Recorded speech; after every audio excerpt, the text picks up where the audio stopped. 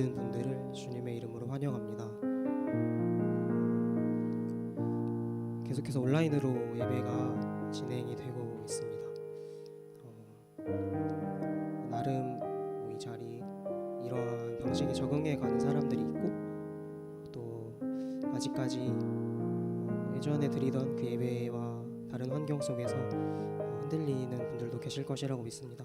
이 시간 잠시 각자의 자리에서, 주님께서 불러주신 그 자리에서 묵상으로 기도하며 나아갔으면 좋겠습니다. 우리 말씀 되신 예수님의 부르심에 응답할 수 있도록 주님께서 불러주시는 그 초대의 자리에 함께하고, 그 자리에서 온전히 나 자신을 올려드릴 수 있도록 함께 기도하셨으면 좋겠습니다. 혹여나 예배로 나아가게 하는데 어떠한 어려움이 있다면은 그러한 것들을 스스로 떨쳐내는 것이 아니고 온전히 주님께 구함으로써 온전히 주님께 집중할 수 있는 그러한 예배 되게 해달라고 잠시 기도하며 나아가도록 하겠습니다.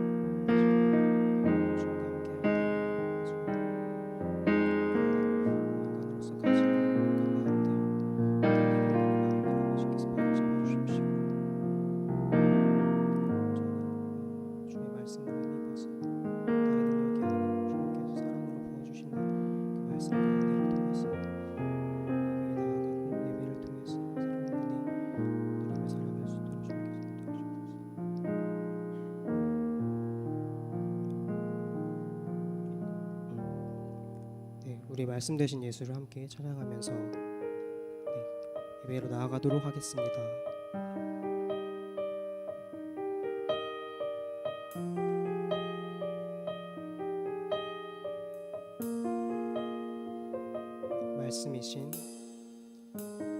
말씀이신 예수, 진실하신 초대, 사랑으로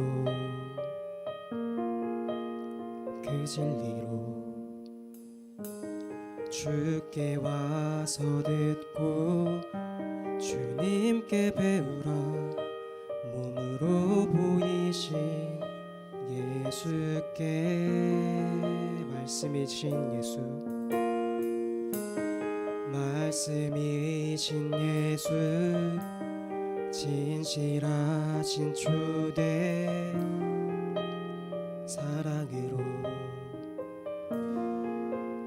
그 진리로 주께 와서 듣고 주님께 배우라. 몸으로 보이신 예수께, 주님 말씀하소서.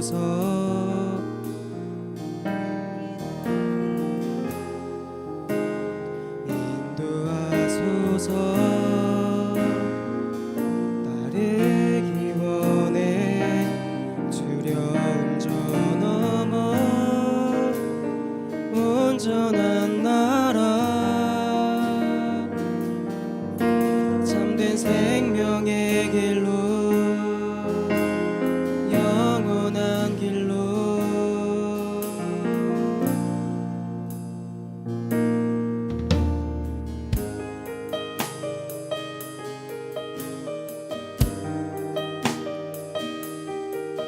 온전히 주님의 부르심에 귀 기울여 나아가길 소망합니다. 말씀이신 예수, 말씀이신 예수, 진실하신 초대, 사랑으로 그 진리로 주께 와 와서 듣고 주님께 배우라. 몸으로 보이신 예수께 말씀이신 예수, 말씀이신 예수, 진실하신 초대 사랑으로 그 진리로 주께 와서 듣고 주님께 배우라. 몸으로 보이신 예수께 주님 말씀하소서. 주님 말씀하소서. 듣기 원해요. 인도하소서. 따르기 원해. 두려움 저넘어 온전한 나라, 참된 생명의 길로, 영원한 길로 주님 말씀하소서. 말씀하소서. 듣기 원해요. 인도하소서. 따르기 원해. 두려움 저넘어 온전한 나라, 참된 생명의 길로, 영원한 길로. 말씀이신 예수, 말씀이신 예수, 진실하신 초대 사랑으로 그 진리로 주께 와서 듣고 주님께 배우라. 몸으로 보이신 예수. 다시 한 번 더 귀 기울이며 나아가겠습니다. 말씀이신 예수, 말씀이신 예수,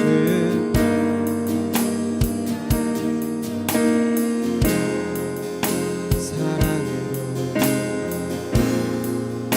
그 진리로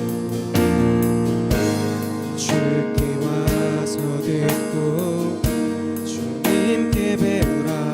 몸으로 보이신 예수께 주님 말씀하소서. 주님 말씀하소서. 듣기 원해요. 인도하소서. 따르기 원해. 두려움 저넘어 온전한 나라, 참된 생명의 길로, 영원한 길로. 말씀하소서. 듣기 원해요. 인도하소서.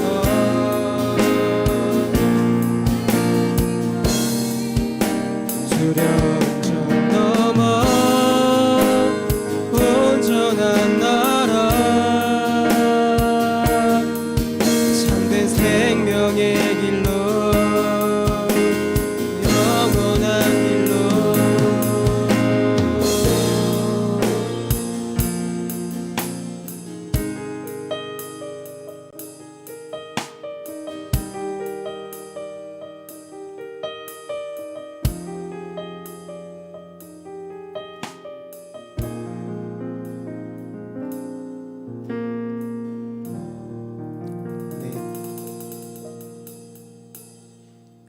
이 시간 그 부르심에, 주님의 초대하심에 기쁨으로 나아가고 그 자리에서 온전히 우리 하늘에 계시는 우리 하나님만이 높임 받으실 수 있는 그러한 예배 되기를 소망합니다. 우리 계속해서 찬양하며 나아가도록 하겠습니다.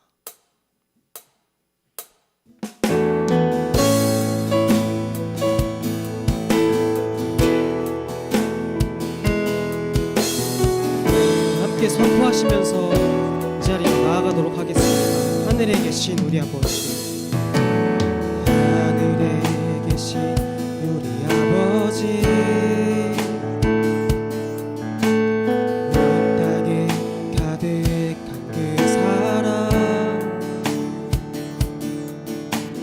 내 영혼이 기뻐합니다. 내 영혼이 찬양합니다.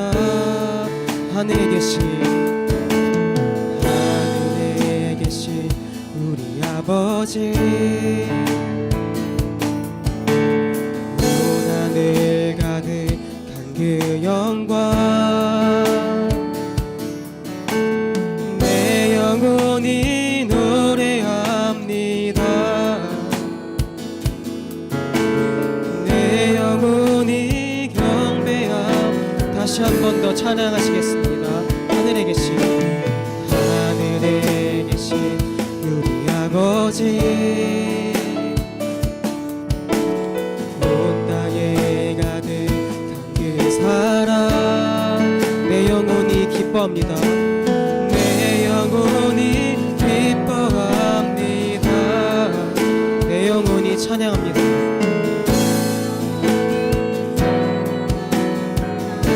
하늘에 계신 우리 아버지, 하늘에 계신 우리 아버지, 온 하늘 가득한 그 영광, 가득한 그 영광,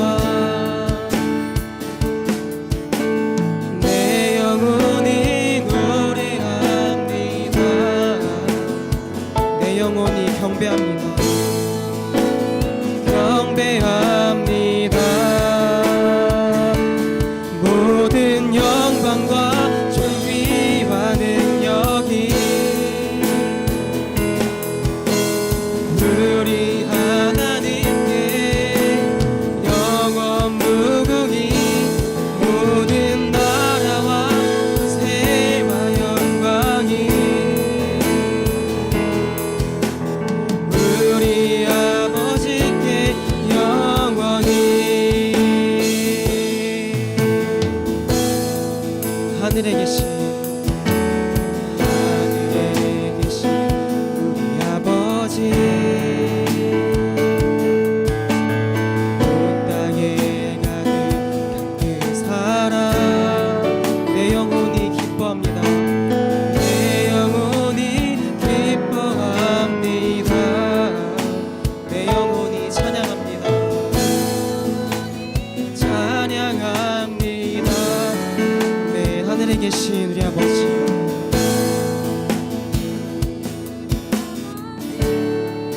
온 하늘 가득한 그 영광, 온 하늘 가득한 그 영광, 내 영혼이 노래합니다. 내 영혼이 경배할. 같은 부분 다시 한번 고백하시겠습니다. 하늘에 계신 우리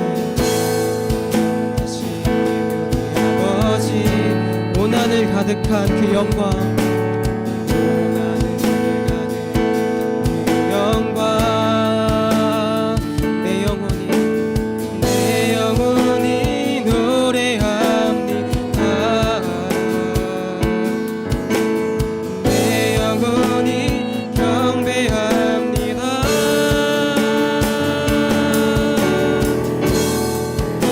모든 영광과 존귀와 능력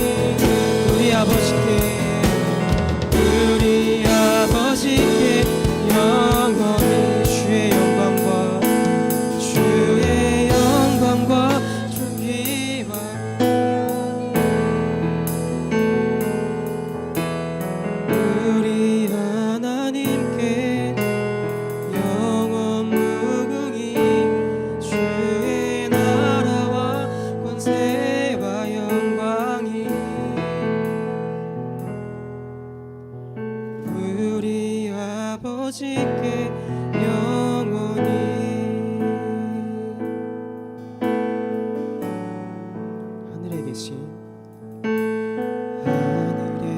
계신 우리 아버지 온 땅에 가득한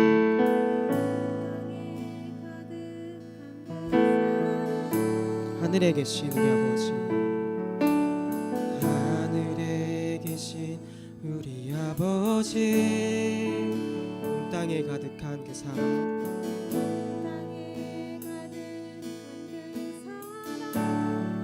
하늘에 계신 우리 아버지 하늘에 계신 우리 아버지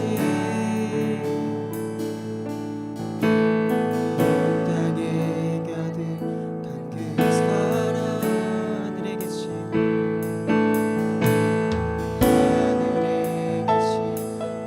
아버지 땅에 가득한 그 사랑 마지막으로 하늘에 계신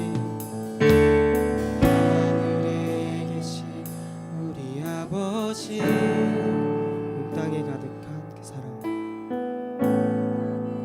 가득한 그 사랑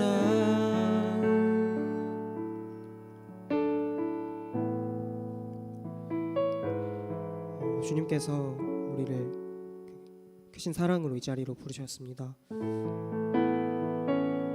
그렇기 때문에 우리가 이 자리에서 예배할 수 있습니다. 이 시간 우리가 올려드리는 이 예배를 위해서 함께 기도하셨으면 좋겠습니다. 주님께서 부르신 이 예배 자리 기쁨으로 나아가게 하시고 우리 각자의 자리를 통해서 주님이 원하시는 방향으로 나아가게 하시고 그 방향을 통해서 우리 삶 속에서 주님 한 분만이 홀로 영광 받으시는 삶 살아갈 수 있도록 함께 기도하셨으면 좋겠습니다. 주님께서 영광 받으시는 그 모습을 우리가 눈으로 보고 그것을 널리 알리며 나아갈 수 있는 그러한 예배자 되길 소망합니다. 함께 기도하며 나아가도록 하겠습니다.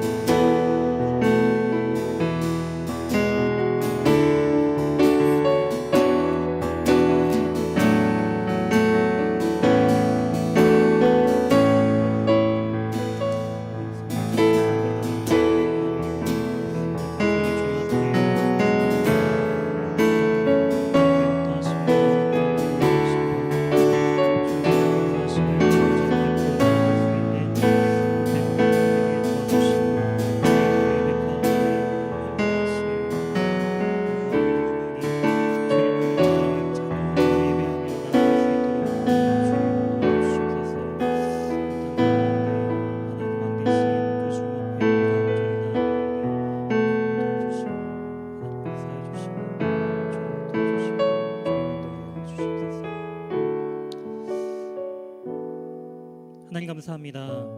하나님 부족하고 연약한 우리를 하나님의 자녀 삼아 주시고 한 주간도 주의 은혜로 살아가다가 또한 함께 각자의 자리에서 또한 주님 전에 나와 또한 주님께 나아가게 하심을 감사드립니다.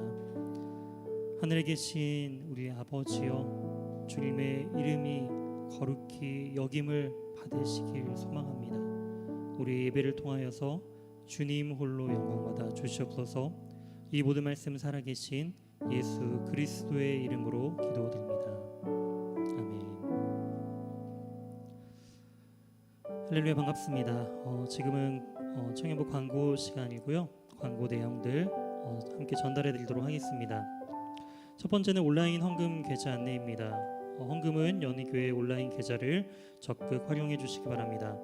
온라인 헌금을 드리신 분들에게는 교회에서 개별적으로 확인 문자가 발송됩니다. 이어서 2021년도 성경 통독 가이드 안내입니다. 2021년도 성경 통독 가이드 영상이 매주 금요일 연희교회 유튜브 채널을 통해 제공됩니다. 모두들 함께 성경 통독에 마음을 모아주시고요. 하나님 말씀과 동행하며 기쁨으로 살아가는 우리 청년들이 되길 소망합니다. 이번 주 함께 읽을 본문의 내용은요, 여호수아 21장부터 사사기 18장까지입니다. 이어서 담임 목사님 청빙 광고입니다. 담임 목사님 청빙을 위한 1차, 2차 서류 심사를 완료하고 이제 면접 심사를 진행 예정 중에 있습니다. 이제 5분의 다섯 분으로 이제 줄여졌는데요. 5분의 면접 심사를 이제 곧 진행한다고 합니다. 청빙 과정을 위해 함께 기도해 주시기 바랍니다. 마지막으로 출산 소식이 있습니다. 작년 2월 29일 딱 1년 전에 결혼하셨던 우리 이영서 황송이 귀한 가정이 24일 수요일 날 등남하셨습니다. 우리 개별적으로 이제 축하 연락드리고요. 이처럼 이렇게 생명이 새롭게 태어나는 그 과정들을 보면서 우리 안에서도 새 생명이 태어나는 그런 우리 청년부가 되길 소망합니다. 광고는 여기까지고요. 함께 하나님의 말씀 나누도록 하겠습니다. 우리에게 주신 하나님의 말씀은 에스더 2장 1절에서 7절 말씀입니다. 에스더 2장 1절에서 7절 말씀. 구약성경 750면에 있습니다. 다 찾으셨으면 제가 대표하여 봉독하여 읽도록 하겠습니다. 그 후에 아하수에로 왕의 노가 그침에 와스디가 그가 행한 일과 그에 대하여 내린 조서를 생각하거늘 왕의 측근 신하들이 아뢰되 왕은 왕을 위하여 아리따운 처녀들을 구하게 하시되 전국 각 지방의 관리를 명령하여 아리따운 처녀를 다 도성 수산으로 모아 후궁으로 들여 궁녀를 주관하는 내시 해계의 손에 맡겨 그 몸을 정결하게 하는 물품을 주게 하시고 왕의 눈에 아름다운 처녀를 와스디 대신 왕후로 삼으소서 하니 왕이 그 말을 좋게 여겨 그대로 행하니라. 도성 수산에 한 유다인이 있으니 이름은 모르드게라. 그는 베냐민 자손이니 기스의 증손이요 시므이의 손자요 야일의 아들이라. 전에 바벨론 왕 느부갓네살이 예루살렘에서 유다 왕 여고냐와 백성을 사로잡아 갈 때에 모르드게도와 함께 사로잡혔더라. 그의 삼촌의 딸 하다사 곧 에스더는 부모가 없었으나 용모가 곱고 아리따운 처녀라. 그의 부모가 죽은 후에 모르드게가 자기 딸같이 양육하더라. 아멘. 오늘 본문을 중심으로 사랑을 받은 자라는 제목으로 하나님의 말씀 증거하도록 하겠습니다. 우리가 에스라 느헤미야에 이어서 에스더를 살펴보고 있는데요. 이 에스더가 역사적으로 위치한 부분들을 지난주에 함께 개론적으로 설명해 드렸죠. 에스라가 바사 제국, 즉 페르시아 그 원년 고레스 왕 때 성전 재건에 대한 이야기가 시작되었다면은 느헤미야는 이 페르시아 왕 아닥사스다 때 성벽이 재건되는 모습들을 볼 수가 있습니다. 여기 에스더에 등장하는 이 아하수에로의 아들이 바로 느헤미야에 등장하는 아닥사스다입니다. 그렇기 때문에 지금 이 에스더의 시대는요, 에스라와 느헤미야의 그 가운데 중간 시기임을 우리가 알 수가 있고요. 특별히 페르시아에 남아 있는 그 이스라엘 자손들이 과연 어떻게 신앙생활하였고 어떠한 삶을 살았는지 그들의 삶의 모습들을 우리가 볼 수 있는 어떠한 귀한 본문임을 우리가 알 수가 있습니다. 1절 말씀을 보시게 되면은 그 후에라는 단어로 시작됩니다. 그 후는 바로 1장과 연결되는 부분인 거죠. 우리가 지난주에 살펴본 바대로 1장에서 어떤 이야기가 있었나요? 127도의 그 광활한 지역을 다스렸던 이 페르시아 왕이 180일 동안 이제 잔치를 베풉니다. 잔치를 베풀면서 이제 연회를 마련하고 그 중간의 목적은 이제 전쟁을 준비하기 위한 목적이 있었다라고 이제 개론적인 부분들을 설명해 드렸는데요. 그때 왕후였던 와스디를 이제 불렀지만 와스디가 거절합니다. 바로 왕후로서의 그러한 자존감과 자존심을 온전히 내려놓지 못하고 또 왕이 그렇게 말하는 그 왕의 명령을 온전히 따르지 못한 일로 말미암아 이제 조서를 내림을 통하여서 이 와스디를 완전히 폐하고 그다음에 각 가정별로 바로 그 가정의 통치권은 바로 남편에게 있다라는 그런 부분들을 문서화해서 온 전국 곳곳에 그 조서를 내린 그런 부분들을 우리가 지난주에 살펴보았습니다.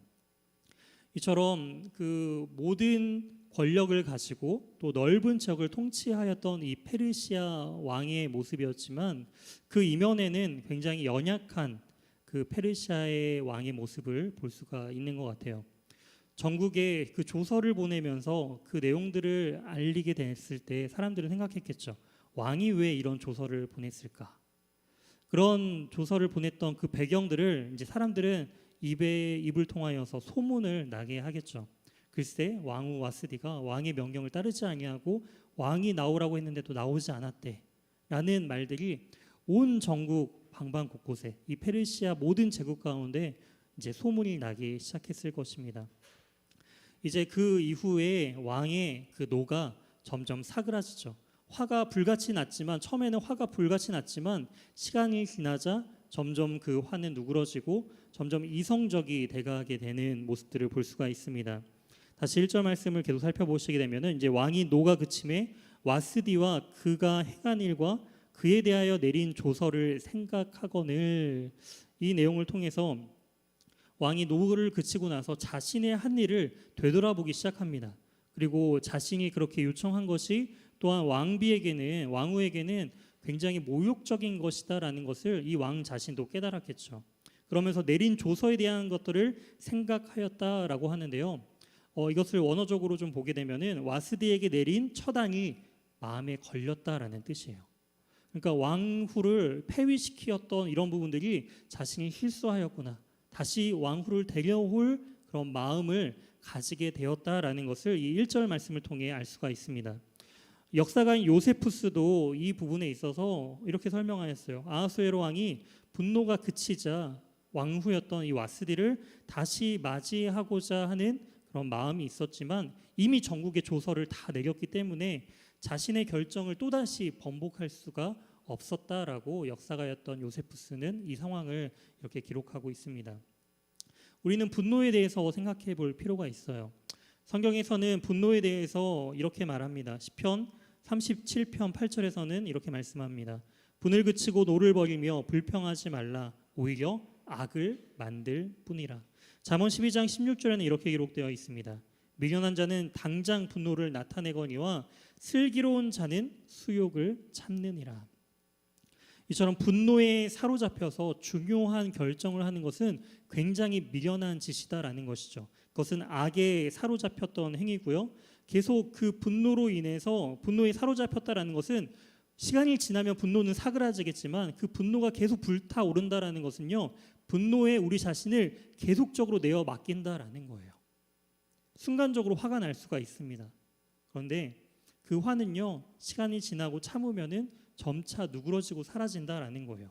근데 시간이 지나도 분노가 삭히지 않는다라는 것은요. 그 분노 가운데 우리 자신을 계속적으로 내어 던져주고 있다라는 것을 우리는 기억해 볼 필요가 있습니다. 이처럼 그 분노를 잘 다스리는 부분들이 굉장히 중요하다라는 거예요. 저도 이제 청년 때 군대를 제대한 이후에 신학교 이제 4학년 때 학부 4학년 때 그 청년 일부 이제 25살이었죠. 청년 일부 이제 회장을 하게 되었어요. 회장을 이제 처음 그 임원이나 여러 가지 그런 리더십의 부분들은 계속 하였지만 군대 제대 이후에 이제 오랜만에 회장으로서 이제 섬기게 되었을 텐데 그때 이제 동계 수련회를 이제 갔을 때 일이었습니다. 제가 그곳에서 2번의 화를 냈었어요. 원래 화를 잘 안 내는 성향인데 그때 그 동계 수련회를 행사를 주도적으로 좀 준비하다 보니까 화를 2번 냈는데 첫 번째는 청년 일부 회원들에게 지체들에게 화를 냈어요. 어떤 화를 냈냐면은 타임테이블이 있고 그 타임테이블에 맞춰서 이렇게 다음 프로그램들이나 이런 것들이 준비가 되어야 되는데 계속 모이는 게 늦는 거예요. 모이는 정시간이 있는데 다들 쉬느라고 다른 걸 하느라고 분명히 전체 흐름에 맞춰서 그 시간에 맞춰서 와줘야 되는데 그러지 못하는 거예요. 그래서 조장들에게도 몇 번 이야기해서 시간을 잘 지켜달라. 그리고 개별적으로도 잘 맞춰달라. 이제 동생들한테는 이제 편하게 이제 우리 잘 모이자 이런 식으로 이렇게 얘기했는데 안 모이는 거예요. 우리 가봐서 알잖아요. 가면은 더 이렇게 쉬게 되고 이렇게 늘어지게 되는 부분들이 있는데 그때만 하더라도 굉장히 저는 FM적인 사람이었기 때문에 그 시간에 맞춰서 나오지 않는 그 청년들의 모습이 굉장히 화가 나는 거예요. 아니 청년들이 되고 20살이 넘었으면 그런 시간적인 부분들도 기본적으로 맞춰야 되는데 왜 이것도 하나 못 맞춰라고 하면서 다 모였을 때 제가 공개적으로 화를 냈어요. 아니 청년들이 지금 수련회 와서 우리가 놀러 왔냐고 하면서 제가 막 뭐라고 한 적이 있어요. 지금 되돌아보면은 참 저 역시도 어렸구나. 그게 중요한 게 아닌데 수련회 때 뭐 시간 좀 늦는다고 해서 그게 중요한 게 아닌데 우리가 함께 공동체성을 이루고 함께 친교 나누고 하나님께 집중하면 되는 건데 꼭 그 프로그램 그 정해놓은 시간에 딱딱 맞춰야 되는 저의 그 압박감 때문에 그대로 하지 못하는 것이 저한테는 굉장히 힘들게 느껴졌던 것 같아요. 저의 부족함 때문에 우리 지체들한테 화를 낸 경험이 있고요. 또 한 번은 같은 임원단에게 동기수련회 때 화를 냈어요. 이제 어떤 이제 프로그램들을 진행하면서 이제 구체적인 계획 이제 진행 부분들을 논의하면서 이야기를 하는데 제 생각과 임원단의 생각이 그 다른 그 부회장과 총무와 그런 서기와 다른 지체들과의 생각이 의견이 몇 번 충돌을 한 거예요. 어린 마음에 이제 부회장이 이제 저보다 한 살 많은 누나였거든요. 이게 누나라고 도색을 깔보나 지금 그래도 이제 회장으로서 뭔가 그 역할들을 맡겨준 부분인데 이게 공과사는 구분해야 되는 거 아닌가라는 그런 마음으로 제가 벌컥 그러면 알아서 하라고 네, 이렇게 화를 냈어요.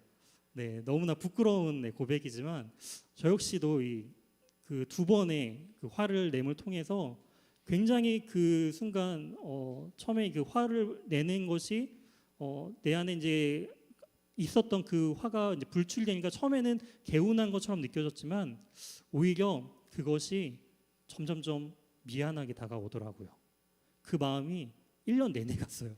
그 동계수련회 때 화를 낸 것이 그러면서 깨닫는 게 정말 화를 내서는 안 되겠구나.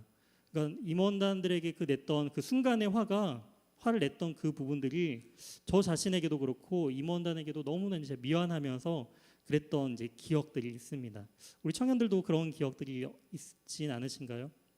내 안에 냈던 그 화, 분노 이런 것처럼 우리가 그 화를 다스리는 것 참으로 중요한 것 같습니다.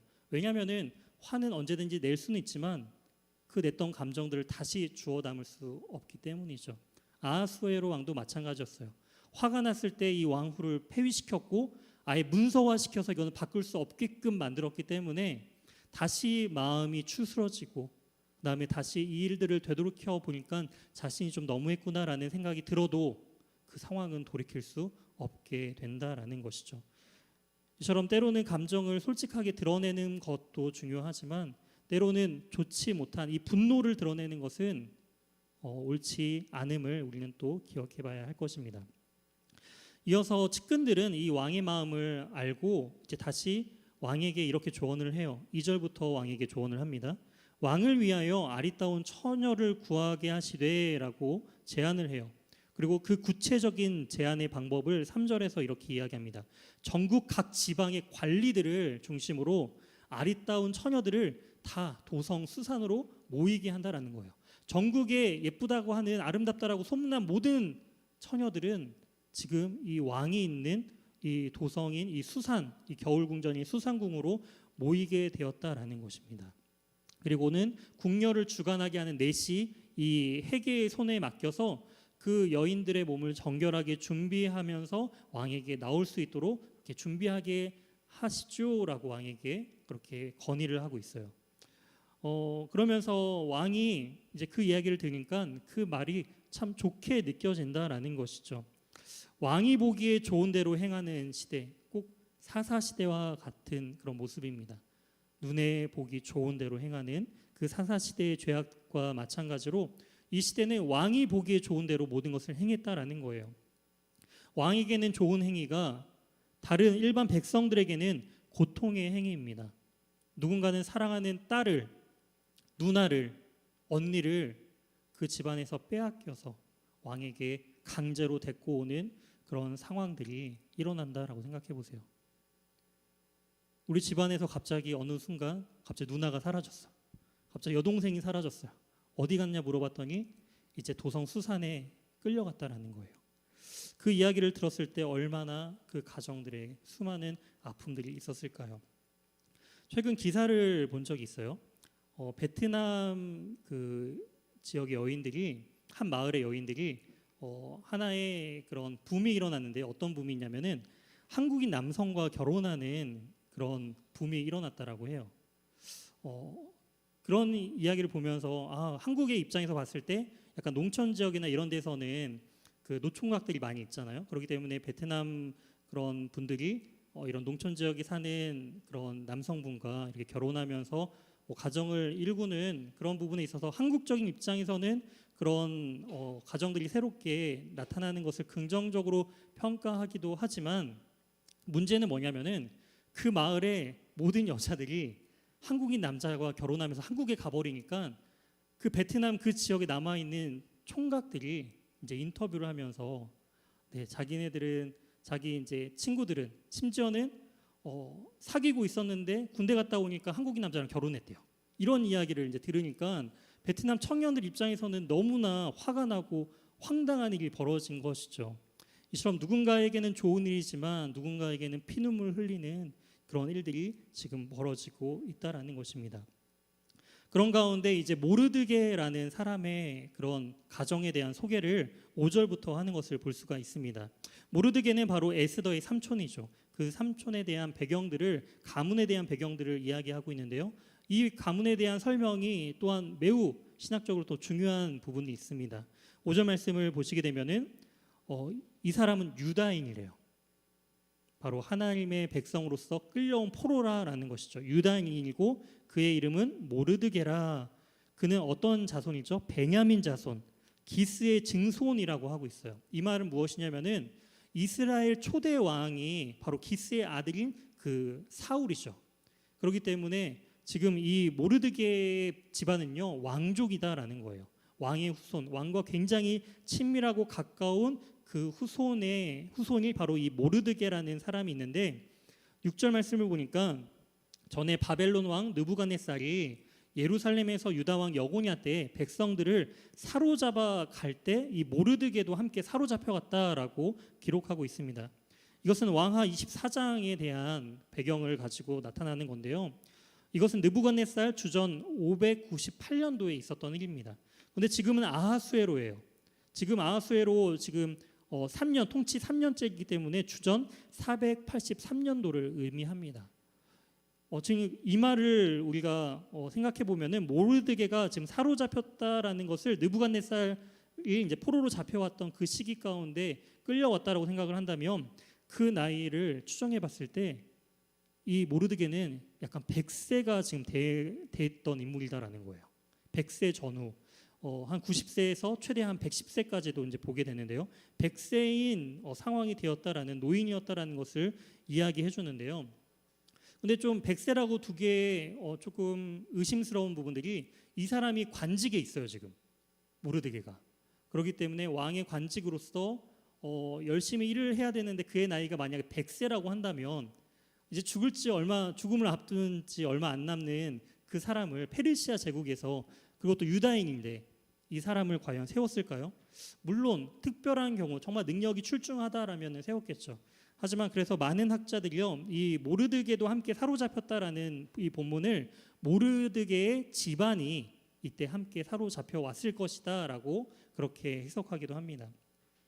어찌되었던 이 모르드게의 집안에 대한 내력들의 소개가 이제 중요한 것이, 다음에 이제 이 모르드게와 이 유다인을 죽이려고 하는 그 본문의 내용들 속에서 이 배경들이 중요하게 드러나는데요. 이 부분들은 차후에 다루도록 하겠습니다. 그리고 그의 삼촌의 딸 하닷사 곧 에스더는 부모가 없었다라고 소개하고 있습니다. 부모를 일찍 여의고 이제 이 삼촌이 그를 자기 딸같이 이제 양육하였다라고 소개를 하고 있어요. 이 에스더, 우리에게는 에스더라는 이름이 더 친숙하게 다가오는데요. 원래 히브리식 이름이 하닷사다라는 뜻입니다. 하닷사는 이제 음매화라는 뜻을 가지고 있는데요. 페르시아로 이제 말을 하는 것이 바로 이 에스더예요. 우리가 익숙한 이 에스더는 페르시아식 이름이다라는 것이죠. 그리고 그 이름의 뜻은 바로 바로 별입니다. 별. 그래서 제 첫째 딸 이름이 문별이거든요. 그래서 다른 말로는 문에스더인 거죠. 네. 이제 뭇별 언약으로 해서 아브라함에게 주신 그런 언약적인 약속도 기억하면서 에스더 같은 그런 하나님 앞에 사랑받고 하나님을 위해서 살아가는 그런 여인이 되라는 마음으로서 이 별이라는 이름을 지어 주었어요. 이런 것처럼 에스더는 이제 용모가 곱고 아리따운 처녀였다라고 기록을 하고 있죠. 용모가 아름답고 곱고 아리따운 그 부분들이 축복처럼 느껴지겠지만 이 당시 상황의 배경으로서는 그것이 축복이 아니었죠. 왜죠?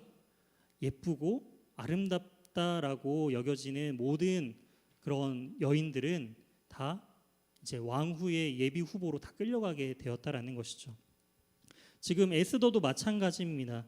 8절입니다. 왕의 조서의 명령을 반포됨에 처녀들이 도상 수산에 많이 모여 헤게의 수하에 나아갈 때 에스더도 왕궁으로 끌려갔다라고 기록하고 있어요. 아름답기 때문에 이제 끌려갔다라는 것이죠. 우리 청년부 우리 자매님들도 아마 이 시대에 살았으면 다 끌려갔을 텐데 이 시대에 살았기 때문에 끌려가지 않고 여기서 이제 자유롭게 예배를 드리고 있는 것 같아요. 이처럼 감기와 사랑은 감출 수 없다고 하는 것처럼 에스더의 용모, 이 곱고 아리따운 이 처녀 이 에스더도 자신의 용모를 가릴 수 없고 이렇게 끌려가게 되는 것을 볼 수가 있습니다. 역사가 요세푸스에 의하면은 이 모르드게도 에스더를 보호하기 위해서 숨겼대요. 숨겼는데 워낙 그 미모가 출중하기 때문에 이미 다 소문이 난 거죠. 모르드게의 집에 가면은 에스더라는 사람이 있어요. 라는 그게 이제 소문이 났기 때문에 숨겼지만 어쩔 수 없이 왕 앞에 나아가게 되는 그런 과정들을 또 역사적인 배경으로 우리는 알 수가 있습니다. 이렇게 이 여인들을 이제 후궁의 궁녀를 주관하게 되는 헤게 앞에 가게 된 에스더의 모습들을 우리가 볼 수가 있는데요. 9절 말씀을 보게 되면은 헤게가 이 그 궁녀를 주관하는 총괄인 이 헤게가 이 에스더를 보고 좋게 보고 은혜를 베풀었다라고 또한 성경 기자는 이야기를 하고 있습니다. 그를 하나님께서 거기 모이는 사람들은 너무나 다 아름다운 여인들이 다 모였다라는 것이죠. 그런데 그 중에서도 에스더가 이 헤게 눈에 좋게 보이도록 하나님께서 은혜를 베푸셨다라는 것입니다. 그러면서 몸을 정결하게 할 물품들, 즉 왕을 통해서 주게 되는 그 물품들을 다 받게 되면서 이 에스더는요, 이제 그를 섬길 7명의 후궁들과 가장 아름다운 처소를 지정받게 되어서 그쪽으로 이동하는 것을 볼 수가 있습니다. 이처럼 모르드게는 날마다 이 에스더가 어떻게 될지 너무나 궁금하고 걱정된 거예요. 11절 말씀입니다. 모르드게가 날마다 후궁 뜰 앞으로 왕래하며 들어갈 수는 없고 에스더의 소식은 너무나 걱정되고 궁금하기 때문에 계속 그 뜰 앞에 왕래하면서 에스더의 안부를 계속 묻는 그런 모르드게의 모습을 볼 수가 있는 것이죠. 처녀들은 이제 차례대로 아하수로 왕에게 나아가기 전에 준비하는 과정들이 있습니다. 그냥 모여져서 나가는 것이 아니라 그 가운데서도 이제 전국에서 모인 사람들 중에서 가리고 이제 뽑히고 선별되어서 남아 있는 사람들에게 어떻게 하느냐, 정한 규례대로 12달을 동안, 즉 1년 동안 준비시켜요. 12절 말씀을 보니까 6달은 목약 기름을 써서, 그리고 6달은 향품을 써가지고 몸을 정결하게 하는 기간을 가집니다. 왕 앞에 나아가는데도 그냥 나가는 게 아니라 1년 동안의 정결 기간을 가짐을 통하여서 왕 앞에 정결한 모습으로 나아가게 하는 것을 볼 수가 있는 것이죠. 그리고 15절 말씀을 보니까 모르드게의 삼촌 아비하일의 딸, 곧 모르드게가 자기의 딸같이 양육하는 에스더가 이제 차례로 왕에게 나아갈 때 이제 그 궁녀를 주관하는 내시 헤게가 정한 것 외에는 다른 것을 구하지 않았다라고 이야기를 해요. 왕 앞에 나아가는 순서가 되면요, 헤게가 보기에 이제 가장 아름다운 모습으로 치장을 해주죠. 그런데도 불구하고 혹시 더 원하는 것이 있다면은 그 여인들이 원하는 그 모든 것을 다 내어줬다라는 거예요. 여러 가지 장신구라든지 필요한 모든 것들, 옷이라든지 그런 모든 것들이 자신의 취향에 맞게끔 다 요청하는 대로 다 주었다라는 거예요. 하지만 이 에스더는요, 왕궁의 내신 이 헤게가 정해준 왕 앞에 나아갈 때 이렇게 준비해서 나아가라고 준 것 이외에는 더 요청하지 않았다라는 것입니다. 이 말을 볼 때 왕의 내시예요. 이 왕 그 전체 후궁을 주관하는 내시였기 때문에 왕의 취향을 누구보다 가장 잘 알고 있었던 사람이 바로 이 헤게이죠. 그렇기 때문에 그가 정해준 것만 가지고 가면은 바로 왕이 봤을 때 가장 좋은 모습일 것이다라고 해서 그렇게 정해 주었는데 거기에 더 다른 여인들은 추가한 거예요. 왕이 회개가 정해준 것 이외에 다른 것도 더 좋아할 거야라는 그런 생각으로 더 자신을 꾸미면서 나아갔다라는 것이죠. 하지만 에스더는 그렇지 않았다라는 거예요.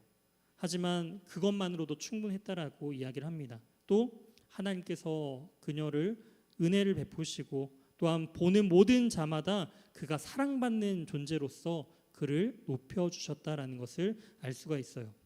모든 자에게 사랑을 받는 자 에스더 어떠신가요? 우리 자매님들도 이런 에스더와 같은 삶 어떠신가요?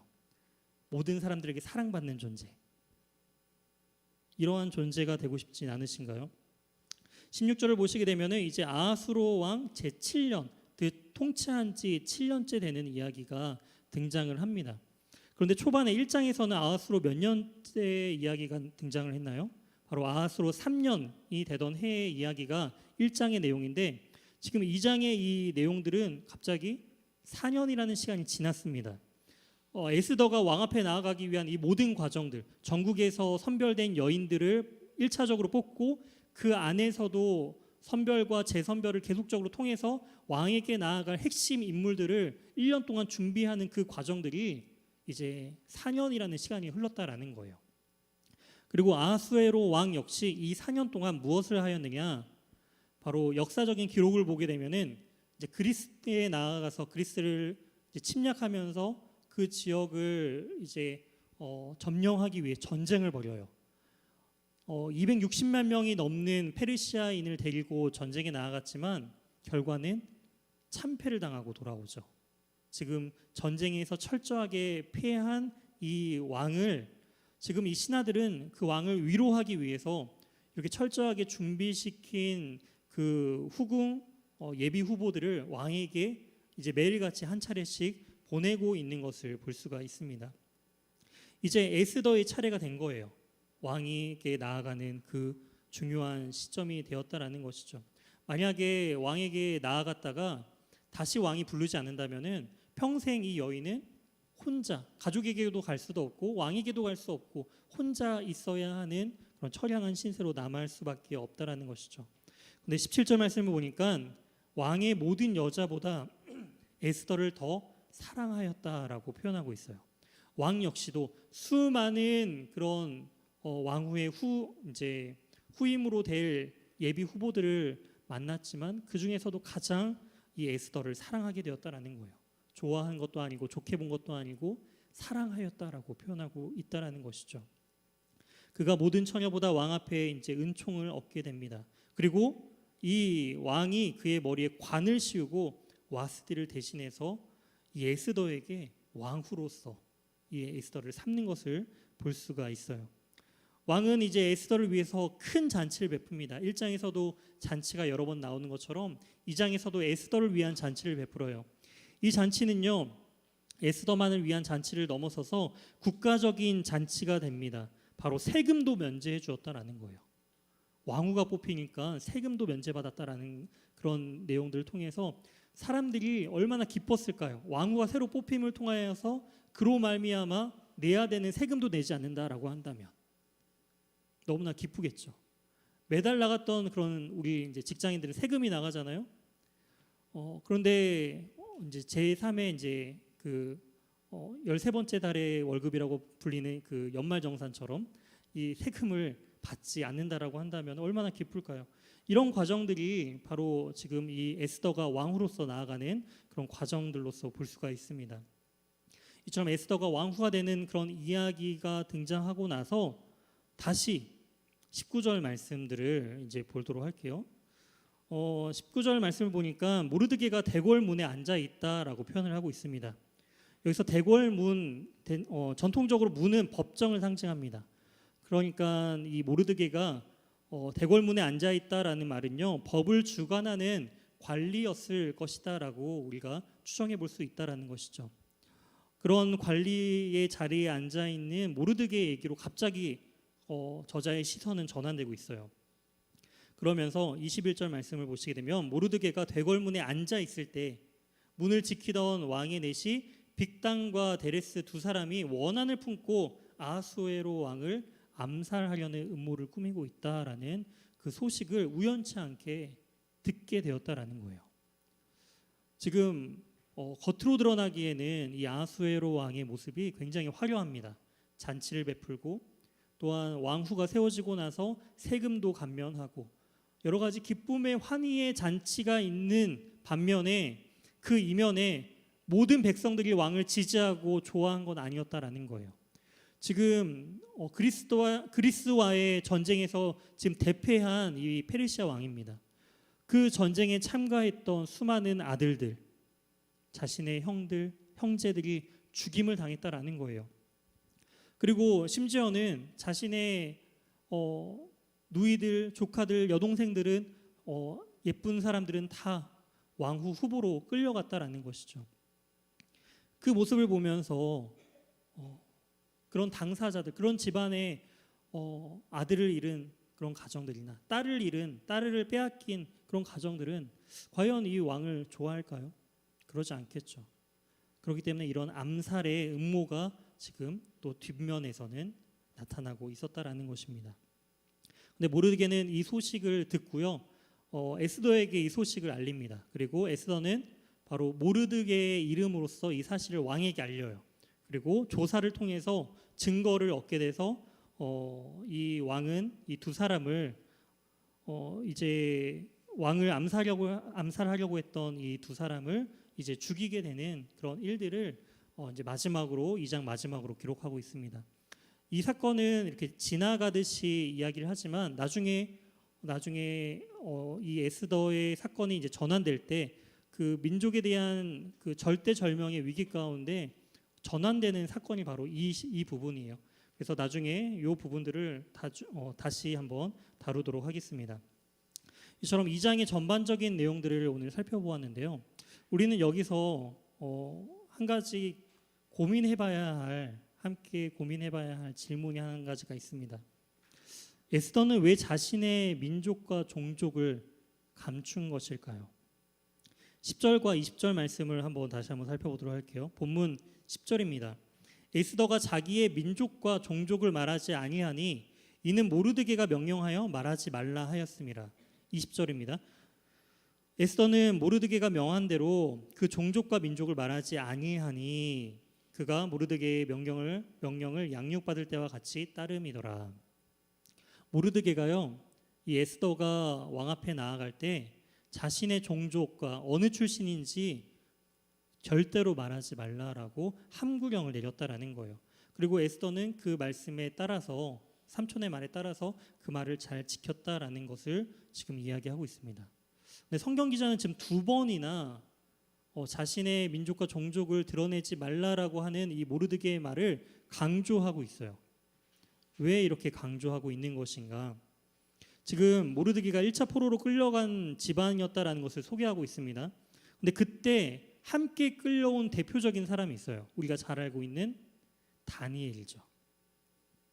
모르드게의 집안과 지금 다니엘과 그 친구들의 지금 모습은요, 정반대입니다. 다니엘은요, 그의 세 친구와 함께 자신들은 하나님을 믿고 따르는 하나님의 자녀임을 처음부터 당당하게 그 바벨론 제국 앞에서 자신들을 드러냈어요. 왕이 주는 음식을 거절합니다. 왕이 세운 신상 앞에 절하지 않았어요. 또한 사자굴에 들어갈지라도 하나님께 기도하는 그 기도를 그치지 않았다라는 것입니다. 목숨을 걸고 신앙을 지켰던 자들이었다라는 거예요. 그런데 반면에 모르드게와 에스더는 어떠했나요? 철저하게 자신의 신분을, 자신의 신앙들을 감추었습니다. 자신의 신앙을 감추었다라는 것은요, 적극적으로 페르시아의 문화를 받아들였다라는 거예요. 다니엘은 왕이 주는 음식도 거절하였지만 에스더는 어떤가요? 왕이 주는 모든 물건을 다 받았어요. 왕의 궁궐에 살면서 모든 혜택을 다 누렸다라는 것이죠. 그리고 왕의 처소까지 나아가기 위한 1년간의 그 모든 과정들을 다 받아들였습니다. 그리고 모든 과정 속에서 한 번의 거절도 하지 않았어요. 수많은 여인들이 왕 앞에 나아가서 왕후로서 시험받는 그 자리 가운데 나가는 것이 너무나도 자신의 정결을 위해서 나가기 힘든 과정이었지만 에스더는 그 과정들을 그냥 묵묵하게 순종하는 모습들을 볼 수가 있습니다. 그런데 왜 이러한 대비를 이 성경 기자는 보여주는 것일까요? 다니엘과는 정반대의 삶을 살아가고 있는 이 에스더의 모습을 왜 성경 기자는 강조하고 있는 것일까요? 세상의 기준은 참 그런 것 같아요. 외적인 것을 꾸미는 것을 지금 에스더는 다른 기준으로 뽑힌 것이 아닙니다. 그의 배경을 보거나 여러 가지 그가 알고 있는 학식이나 다른 것이 아니라 외적인 것을 보고 왕후로 삼았다라는 거예요. 세상도 마찬가지입니다. 우리의 외적인 것을 계속적으로 꾸미라고 하죠. 외적으로 드러나는 스펙이라든지 또한 외모라든지 이런 부분들을 늘 가꾸고 또한 이것을 통하여서 세상 가운데 인정받고 성공하기를 원하는 것을 볼 수가 있습니다. 그리고 세상에서 말하고 있는 이 페르시아 가운데서 이 와스디보다 더 좋은 왕후의 기준이 무엇인가? 바로 왕께 순종하는 사람이다라는 거예요. 폐위된 왕후는 왕이 말했을 때 나아가지 않았습니다. 하지만 그 말이 아닌 모든 것에 순종하는 자를 뽑는다라는 것이죠. 1년이라는 이 과정들을 가지고도 다 순종하는지 안 하는지를 보고 뽑겠다라는 거예요. 이 모든 순종이 세상 가운데 순종하는 자들이 바로 세상의 왕 앞에 나아갈 수 있고 그 앞에서 인정받는 자가 될 수 있다라는 것을 지금 페르시아의 문화 가운데서 에스더는 지금 그대로 살고 있다라는 거예요. 세상의 기준대로 지금 에스더는 살고 있다라는 것입니다. 그 기준으로 봤을 때 에스더는요, 정말 신앙인으로서 그 다니엘처럼 신앙의 정절을 지켰던 자는 아니었다라는 것을 우리는 이 본문을 통해서 알 수가 있어요. 세상 가운데 오히려 모르드게 역시 철저하게 에스더를 지키려고 했지만 이왕 왕 앞에 나아가는 것, 철저하게 자신의 신분과 신앙을 철저히 가리고 모든 왕이 원하는 그 모든 것들을 행함을 통하여서 그 가운데 높은 자리에 앉기를 모르드게는 계속 강조했다라는 것이죠. 어찌 보면은 우리의 삶이 바로 그런 것 같아요. 때로는 우리의 신앙을 감추고 예수님 믿는 자라는 것을 드러내기보다는 감추면서 이 세상 가운데 살아가고 있는 우리의 모습과도 참으로 비슷한 것 같습니다. 누군가는 다니엘처럼 자신의 신앙을 대놓고 드러내면서 살아가는 신앙인들도 있어요. 그런 청년들도 있죠. 하지만 또 많은 청년들은 그렇지 않는 이 에스더와 같은 모습들의 신앙도 있다라는 것입니다. 중요한 것은요, 하나님께서 다니엘에게도 그리고 에스더에게도 동일한 은혜를 베풀어 주셨다라는 거예요. 다니엘을 담당했던 내시에게도 다니엘에게 은혜를 베풀어 주시고요. 또 이 에스더를 담당하는 그 내시들에게도 이 에스더를 좋게 보게 하셔서 하나님께서 은혜를 내려주시고 또 그들로 하여금 사랑받는 존재로서 세워주셨다라는 거예요. 이처럼 우리의 어떠함을 가지고 하나님께서는 너가 내 신앙을 잘 드러냈고 내 신앙의 정절을 잘 지켰으니까 내가 너를 지켜 보호해 줄게. 에스더 너는 좀 보니까 뭔가 참 그리스도인 같지가 않고 하나님을 잘 믿는 백성으로서 나를 잘 드러내지 않기 때문에 너는 좀 한번 혼나봐야 돼. 하나님께서 이렇게 하지 않으시고 그의 백성들 자녀들을 동일하게 은혜 주시고 또한 그들을 지켜 보호해 주셨다라는 거예요. 그런데 하나님께서는 왜 이렇게 다르게 대한 것일까요? 이런 다른 상황 가운데 하나님께서는요, 에스더와 이 모르드게를 기다려 주신 것 같아요.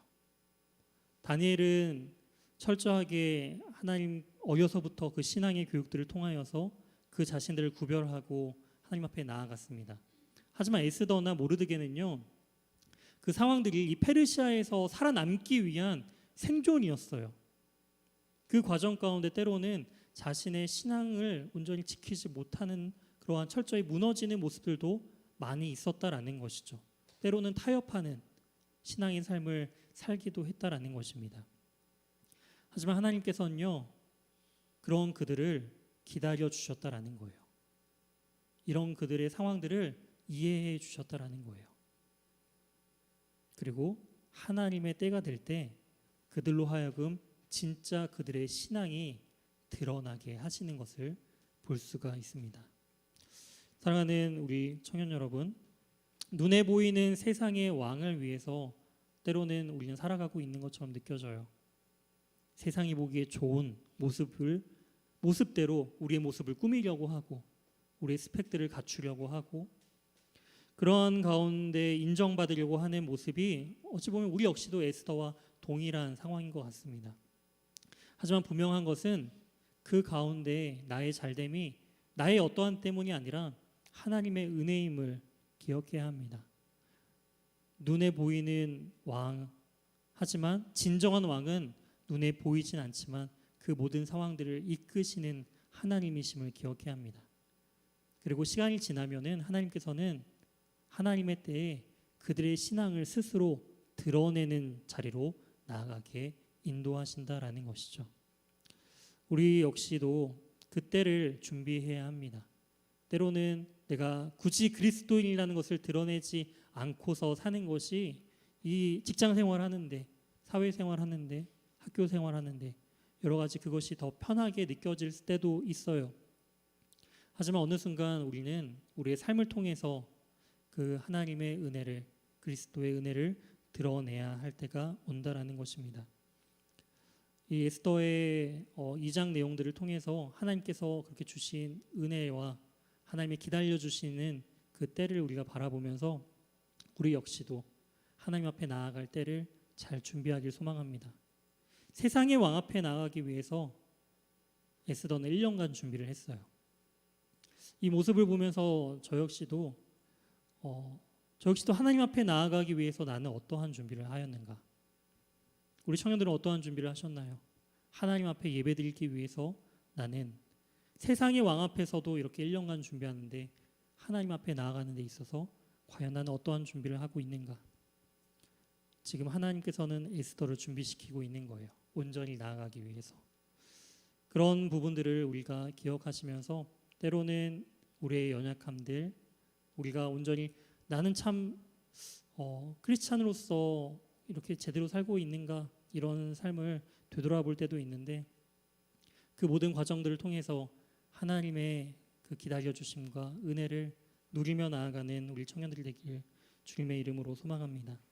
우리 함께 말씀을 기억하면서 우리 함께 찬양했으면 좋겠습니다.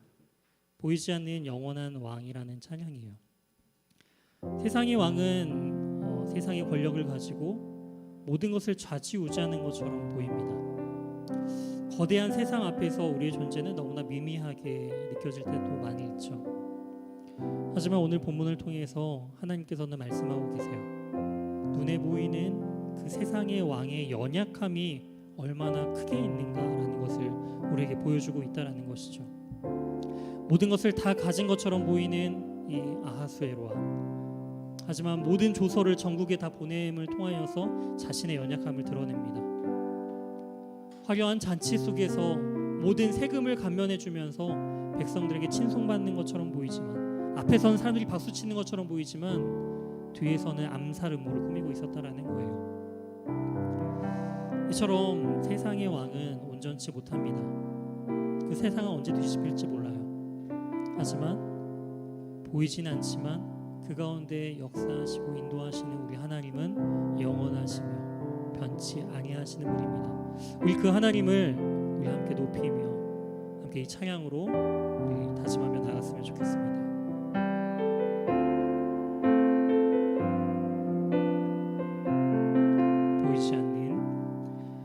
보이지 않는 영원한 왕, 홀로 하나이신 하나님, 모든 영광과 존귀를 주께 영원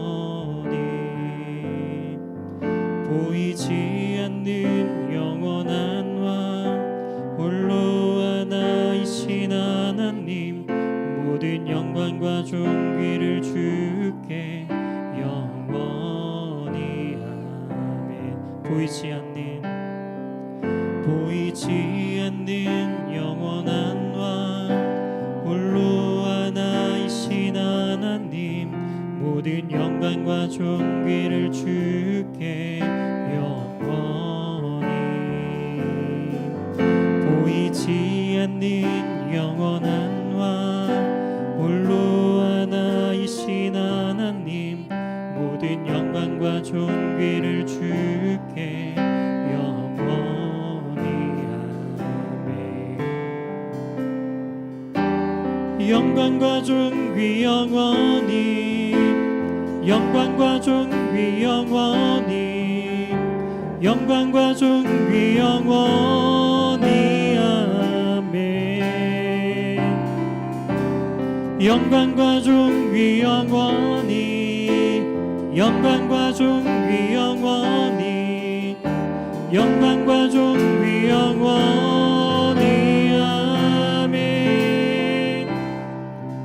보이지 않는 영원한 왕 홀로 하나이신 하나님 모든 영광과 존귀를 주께 영원히 보이지 않는 영원한 왕 홀로 하나이신 하나님 모든 영광과 존귀를 주께 영원히 아멘. 영광과 존귀 영광과 존귀 영원히 영광과 존귀 영원히 영광과 존귀 영원히 아멘.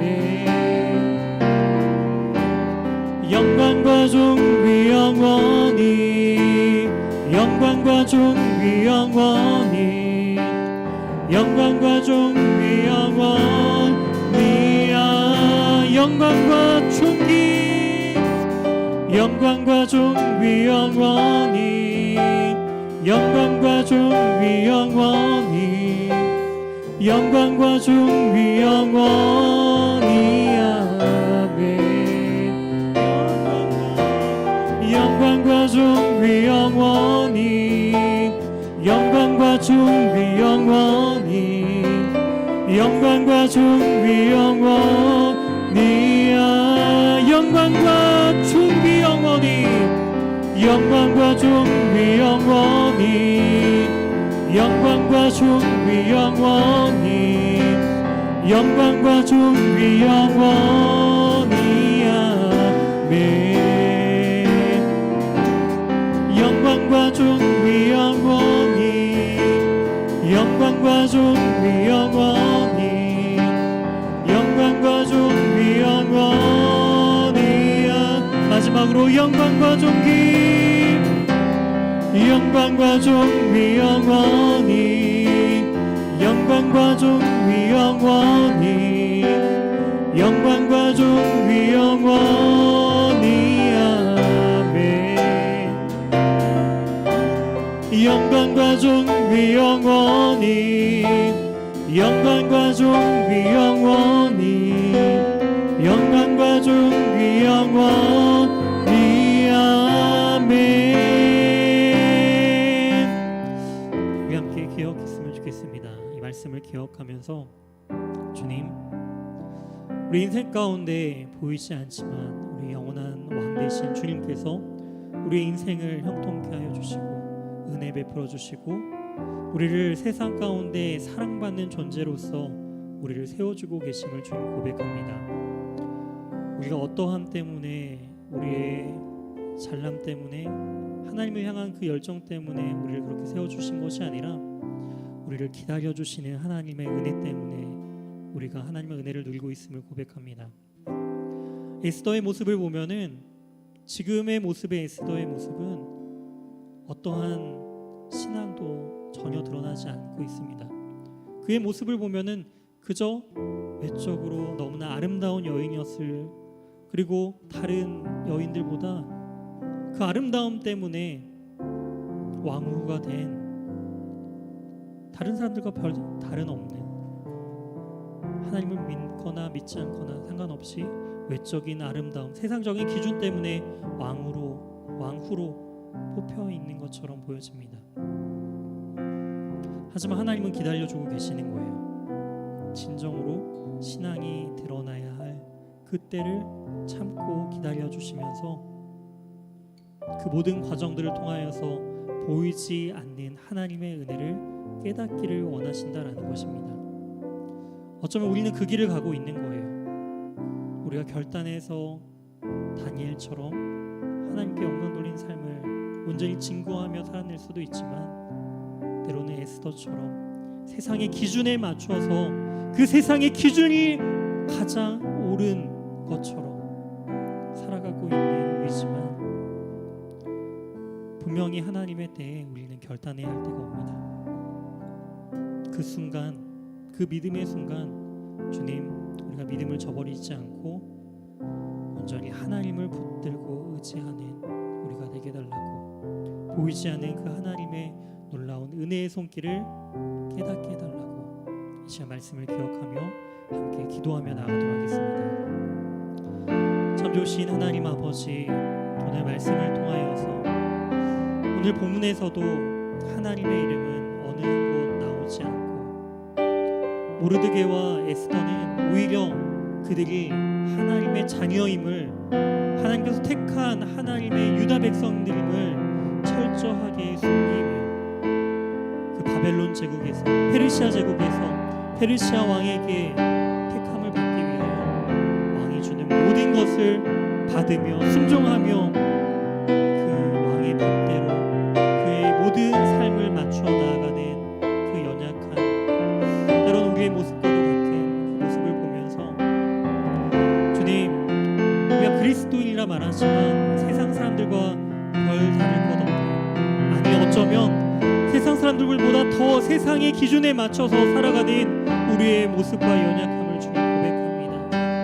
하나님, 그럼에도 불구하고 그 가운데서 애쓰며 노력하는 우리를 불쌍히 여기시고 하나님께서 우리에게 은혜를 베풀어 주시고, 만약에 우리가 인정을 받는다라고 한다면 그것은 나의 어떠함 때문이 아니라 바로 하나님의 은혜와 자비와 사랑임을 우리가 깨닫게 하여 주시옵소서.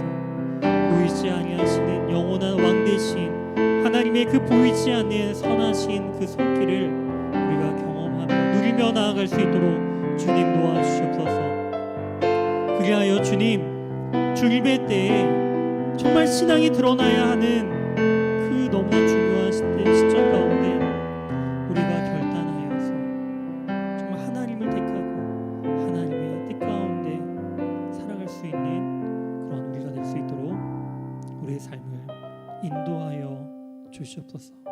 주님, 그렇게 우리의 삶을 보듬어가 주시고 다듬어가 주시고 그렇게 회복되게 주님 도와주시옵소서. 하나님 감사합니다. 오늘 말씀을 통해 오늘 본문에서도 여전히 하나님의 이름은 등장하지 않았지만 그 모든 과정 가운데 하나님의 인도하시는 그 손길, 은혜의 손길, 사랑의 손길, 이 모르드게와 이 에스더를 인도하시는 그 하나님의 손길을 우리가 바라봅니다. 우리 역시도 세상의 기준에 맞춰서 때로는 하나님이 없는 것처럼 삶을 살아갈 때가 너무나도 많이 있지만, 오히려 세상 사람들보다 더 세상의 기준에 맞춰 살아가는 우리의 연약한 모습이지만 참으시고 인내하시며 기다리시며 그 가운데 은혜를 베풀어 주시며 그 가운데 인정받게 하시며 그 가운데 우리를 높여주신다면 그것은 우리의 의가 아닌 바로 하나님의 도움의 손길임을 우리가 온전히 바라보며 하나님 앞에 감사함으로 나아갈 수 있도록 주님 도와주시옵소서.